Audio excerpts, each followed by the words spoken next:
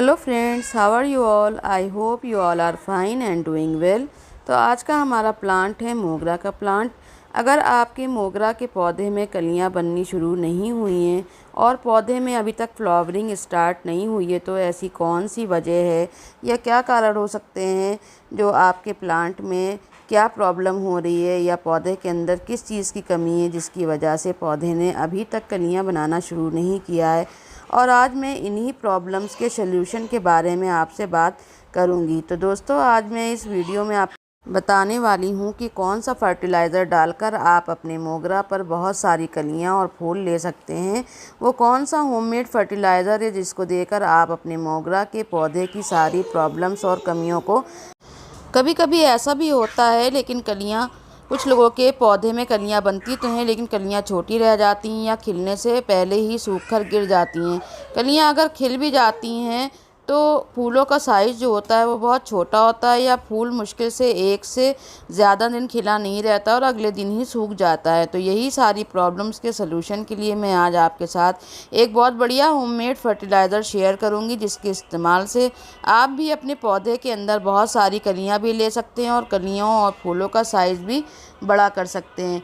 ये फर्टिलाइज़र कलियों को गिरने से भी बचाएगा और फूलों को काफ़ी दिनों तक खिलाकर भी रखेगा। तो फ्रेंड्स, ये जो मोगरा का पौधा है इसमें आप देख रहे होंगे कि इसके अंदर कितनी ढेर सारी कलियां भी बन चुकी हैं और फूलों का साइज़ भी कितना बड़ा है। और खुशबू की तो मैं क्या बताऊं, मेरा पूरा गार्डन महक रहा है। इतनी भीनी भीनी इतनी अच्छी खुशबू हो रही है कि बस आपको मैं बता नहीं सकती कितना अच्छा फील हो रहा है। अपने प्लांट को देखकर खुशी भी होती है जब इसमें खूब सारे फूल खिलते हैं और खूब सारी बर्ड्स बनती हैं। इससे पहले भी मैंने अपने वीडियो आपके साथ शेयर किए थे जिसमें मैंने पौधे की प्रूनिंग और फर्टिलाइज़र भी शेयर किया था। उसमें मैंने रूट प्रूनिंग या रिपोर्टिंग नहीं की थी, सिर्फ अपने पौधे की ऊपर की कटाई छटाई की थी और मिट्टी में ही काम किया था। और आप देख सकते हैं कि इसके अंदर कितनी ढेर सारी कलियां आ गई हैं। जहाँ जहाँ से नई ग्रोथ आई है उन सभी नई ग्रोथ में सभी के अंदर कलियां भी निकल कर आ गई हैं। कुछ कलियां अभी छोटी हैं, कुछ बड़ी हो गई हैं और कुछ में तो बहुत अच्छे फूल भी खिल रहे हैं। तो फ्रेंड्स, अब हम बात करते हैं कि हमारे पौधे में अगर अभी तक कलियां बननी शुरू नहीं हुई हैं तो इसके पीछे क्या वजह हो सकती है। तो यहाँ पर दो वजह हो सकती हैं। पहली तो आपके पौधे के अंदर ग्रोथ नहीं हो रही है और आपका पौधा नई ब्रांचेस नहीं निकाल रहा है। और अगर पौधे के ऊपर नई ब्रांचेस नहीं निकल कर आ रही हैं तो कलियाँ भी नहीं बनेंगी, क्योंकि मोगरा का पौधा नई ब्रांच पर ही कलियाँ बनाता है। तो दोस्तों, अगर आपके पौधे के अंदर नई ब्रांच नहीं आ रही है तो इसका मतलब है कि पौधे के अंदर नाइट्रोजन फॉस्फोरस की कमी हो रही है।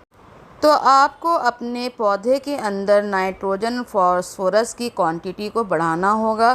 तो दोस्तों, मैं आपके साथ बहुत सारे ऐसे फर्टिलाइज़र शेयर करती रहती हूँ कि कौन से फर्टिलाइज़र देने से कौन सी चीज़ की कमी पूरी होगी और कौन से फर्टिलाइज़र देने से नाइट्रोजन और फॉस्फोरस की कमी को पूरा किया जा सकता है। तो कौन से फर्टिलाइज़र देने से फॉस्फोरस की क्वांटिटी बढ़ेगी और कौन सा फर्टिलाइज़र देने से नाइट्रोजन की क्वांटिटी बढ़ेगी। तो मैं ज़्यादातर अपने प्लांट्स में होममेड फर्टिलाइज़र का इस्तेमाल करती हूँ।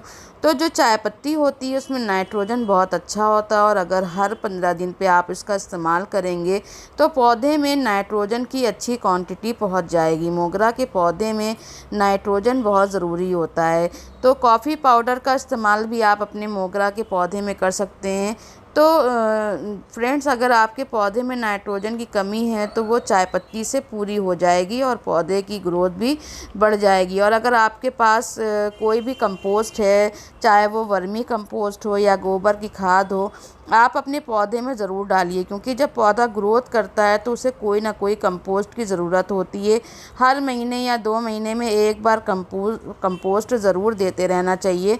इससे नाइट्रोजन की कमी भी पूरी हो जाती है और पौधे को दूसरे और भी माइक्रो न्यूट्रिएंट्स जो होते हैं वो भी मिल जाते हैं। और अगर आपके पौधे के अंदर कोई नई ब्रांचेस नहीं निकल रही हैं तो पौधे की हल्की हल्की टिप की प्रूनिंग ज़रूर करिए।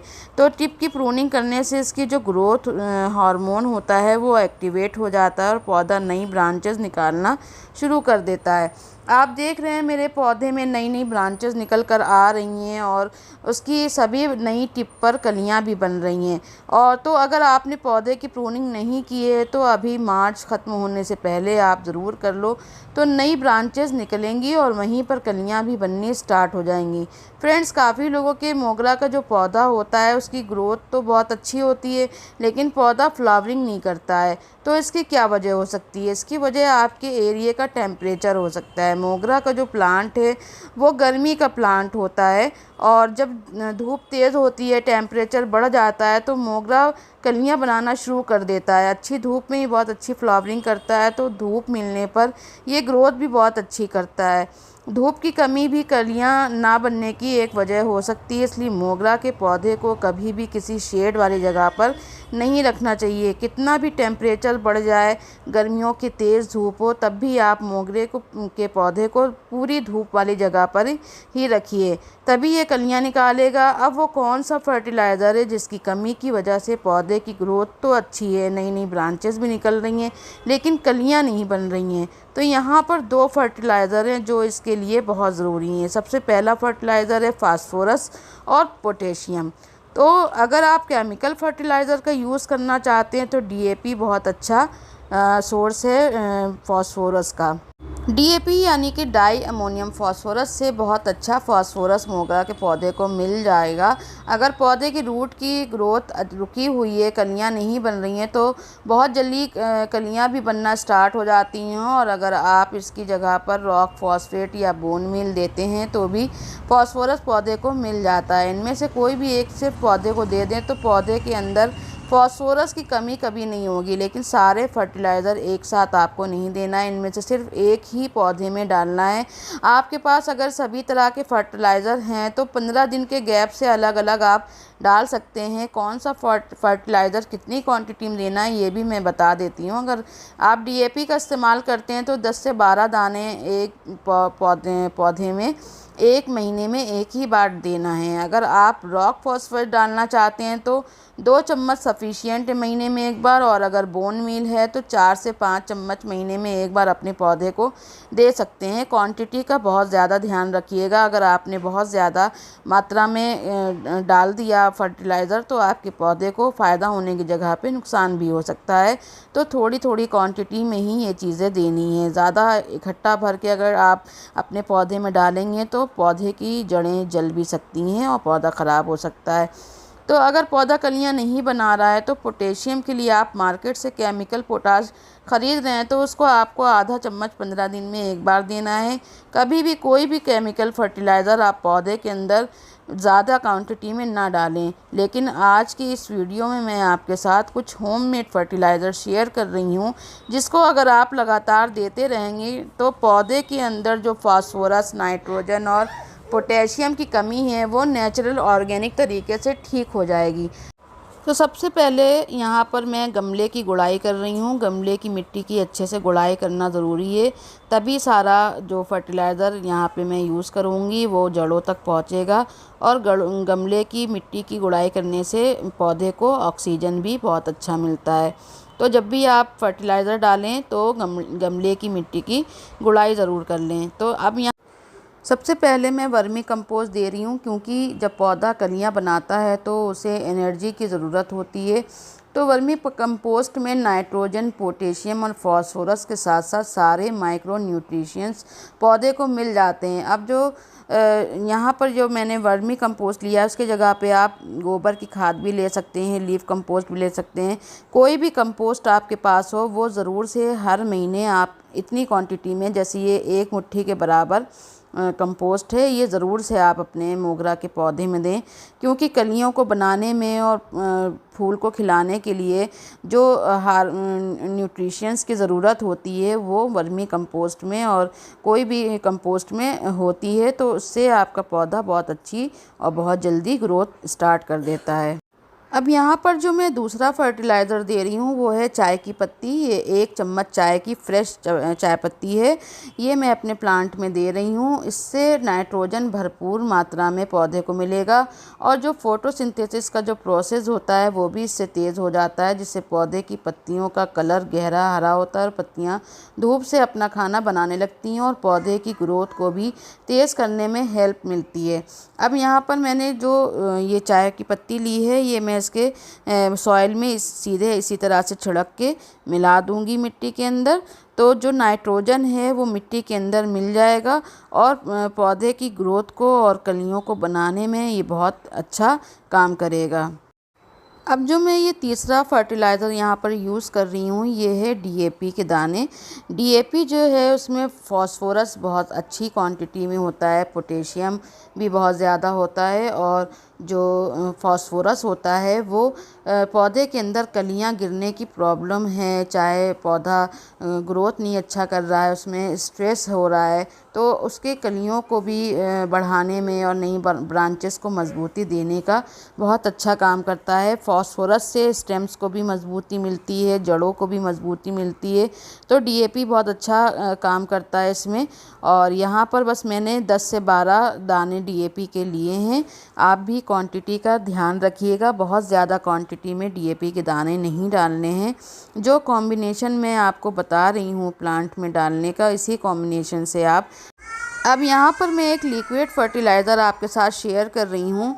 ये कुछ किचन वेस्ट का सामान है जो हम वेस्ट समझ के फेंक देते हैं, जैसे आलू के छिलके, प्याज के छिलके और कुछ फलों के छिलके हैं जैसे केले और संतरे के छिलके।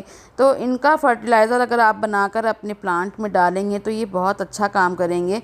जैसा कि आप सभी जानते हैं कि आलू के छिलकों में आयरन, कैल्शियम, मैग्नीशियम पाया जाता है जो हमारे मोगरा के पौधे के लिए बहुत बढ़िया काम करेगा। प्याज और केले के छिलकों में पोटेशियम और फास्फोरस बहुत ज़्यादा होता है, जिससे पौधा स्ट्रेस से बचा रहता है। और जो संतरे का छिलका होता है उसमें विटामिन सी भरपूर मात्रा में होता है और सिट्रिक एसिड भी बहुत अच्छा इसमें होता है संतरे के छिलके में। तो इसका फर्टिलाइज़र बनाकर डालने से मोगरा के पौधे की मिट्टी एसिडिक हो जाती है, जिससे फूलों का साइज़ भी बड़ा हो जाता है और कलियां जो होती हैं वो भी बड़ी बनती हैं और कलियां गिरने की प्रॉब्लम भी दूर होती है और इम्यूनिटी को भी ये संतरे का छिलका बढ़ाता है। तो अगर किसी के पौधे में फूलों का साइज़ छोटा है और फूलों में खुशबू भी नहीं है तो ये संतरे का जो छिलका है इसके लिए बहुत हेल्पफुल होता है। तो दोस्तों, आजकल गर्मियों में संतरे का जो छिलका होता है सभी के घरों में आसानी से मिल जाता है। इसको आप सुखाकर स्टोर कर लीजिए और हर 15 से 20 दिन पर ये लिक्विड फर्टिलाइज़र आप अपने फूलों वाले किसी भी पौधे में दीजिए तो ये लिक्विड फर्टिलाइज़र बहुत अच्छा रिज़ल्ट देगा। ये जो लिक्विड फर्टिलाइज़र है इसको आप छानकर और डाइल्यूट करके डालिएगा तो आपके मोगरे के पौधे में बहुत अच्छी फ्लावरिंग होने लगेगी।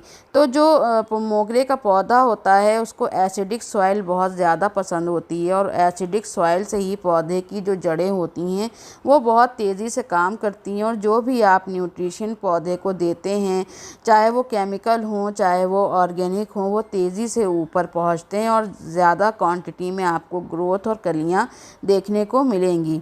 तो इस लिक्विड फर्टिलाइज़र को 15 से 20 दिन पे आप फिर से यूज़ कर सकते हैं। तो फ्रेंड्स, आपको जिस तरीके से बताया है उसी तरीके से आप अपने पौधे में इसको इस्तेमाल करेंगे तो आपको रिज़ल्ट बहुत अच्छा मिलेगा। मैंने यहाँ पे जो बनाया है फर्टिलाइज़र वो एक गमले के हिसाब से बनाया है और थोड़ी थोड़ी क्वांटिटी में ही इसमें जो छिलके हैं वो डाले हैं। आपके पास ज़्यादा पौधे हों तो आप ज़्यादा क्वांटिटी में इसको बनाकर आप अपने पौधे में इस्तेमाल करिएगा तो ये बहुत अच्छा रिज़ल्ट देगा। और आप देख रहे हैं कि मेरे प्लांट में जो भी छोटी से छोटी स्टेम भी है तो उस पर भी फ्लावरिंग हो रही है और कलियां भी खूब अच्छी बनी हुई हैं।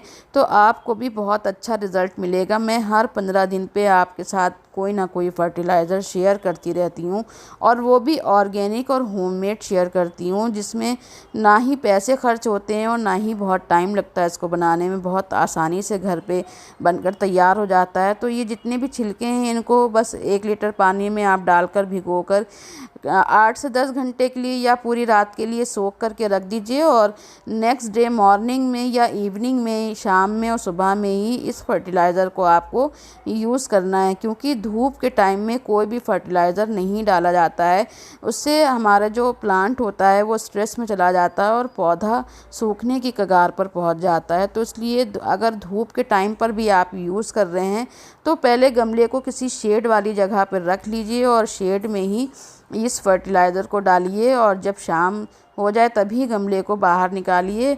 जब तक आप शेड में रहने दीजिए, क्योंकि फर्टिलाइज़र डालते टाइम धूप पौधे के ऊपर नहीं पड़नी चाहिए। तो इन सब बातों का आप अगर ध्यान रखेंगे तो जो आपका मोगरा का पौधा है वो बहुत अच्छा ग्रोथ भी करेगा, कलियां भी बनाएगा और जो ब्रांचेस नहीं निकल रही हैं तो ब्रांचेस भी निकलने लगेंगी मार्च ख़त्म होने से पहले। तो दोस्तों उम्मीद करती हूँ आज की ये वीडियो और ये छोटी सी इन्फॉर्मेशन आपको पसंद आई होगी। अगर पसंद आई हो तो एक लाइक ज़रूर कीजिएगा और अगर अभी तक आपने मेरे चैनल को सब्सक्राइब नहीं किया है तो ज़रूर से सब्सक्राइब कर लीजिएगा ताकि आगे आने वाली सभी इन्फॉर्मेटिव वीडियोज़ आप तक आसानी से पहुँच सकें। तो मिलती हूँ नेक्स्ट वीडियो में। जब तक आप अपना और अपनी फैमिली का बहुत ध्यान रखिएगा और जो ये मोगरा के पौधे के लिए मैंने बताए हैं फर्टिलाइज़र, उनका इस्तेमाल कीजिएगा, आपको बहुत अच्छा रिज़ल्ट मिलेगा। ओके डियर फ्रेंड्स, मिलती हूँ नेक्स्ट वीडियो में। Thanks for watching.